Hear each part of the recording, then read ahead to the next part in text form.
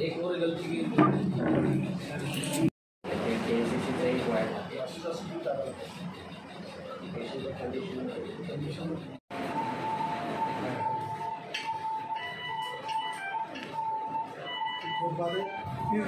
नहीं ठीक है बेटा।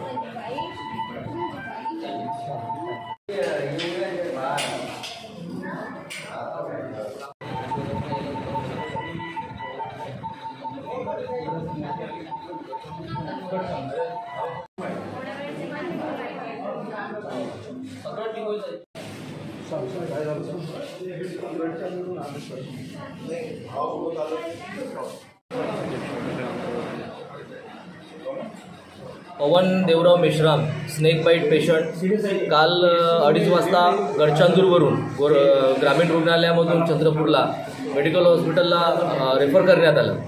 रेफर केल्यानंतर इकडे जेव्हा 5 वाजता ते पोचले तर त्या पेशंटकडे ज्यावेळेस तिथे इंजेक्शन वगैरे देऊन समोरची जे स्नेक बाईटचे प्रॉपर इंजेक्शन होते ते देऊन त्याच्यावर इलाज व्हायला पाहिजे होता, मात्र संबंधित डॉक्टर जे आहे प्रमुख ते इथे उपस्थित नव्हते, फक्त वार्ड बॉय होते आणि त्यांनी त्यांच्याशी संपर्क केला नाही केला माहीत नाही। परंतु डॉक्टर नसल्यामुळे त्या पेशंटकडे कुठल्याही डॉक्टरनी इलाज न केल्यामुळे आज सकाळी त्याची 7 वाजता डेथ झाली आणि तो मृत्युमुखी पडला। त्याच्यानंतर त्याच्याकडे दुर्लक्षपणामुळे त्याला डेथ झाली आहे हे सर्व इथं प्रॉपर जाणवते आहे आम्हाला। त्यांनी त्याचं रेफर केलेली आहे स्नॅक बाईटची आणि 2:30 वाजता त्या ठिकाणी त्याला ACV दिलं होतं आणि ACV इथं पाठवल्यावर इथे त्याचा मृत्यू झाला। वास्तविक तो सिरियस होता।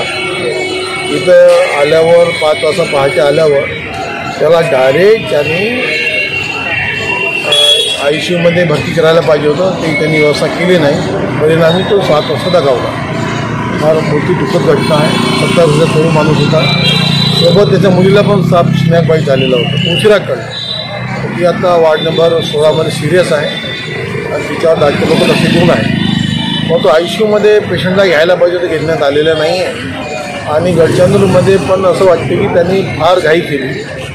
स्नॅक बाईटनंतर तेव्हा 10 वायल त्यांनी ACV दिल्यावर 1 तासभर ठेवायला पाहिजे, त्याला पूर्ण परत 10 द्यायला पाहिजे, नंतर इथं पाठवलं पाहिजे। ताबडतोब त्यांनी इथं रेफर करण्याची पद्धत बनली आहे, त्याच्यामुळं पेशंटचा जीव गेलेला आहे। हा तरुण माणूस तरुण पोरगा या डॉक्टरांच्या धावपळीमुळं हलगर्जीपणामुळं गेलेला आहे। यापुढं स्नॅक बाईटच्या केसेसला त्वरित चांगली ट्रीटमेंट झाली पाहिजे, काळजी घेण्याकरता मी आता घेईन आणि CS ला सांगितलेलं आहे।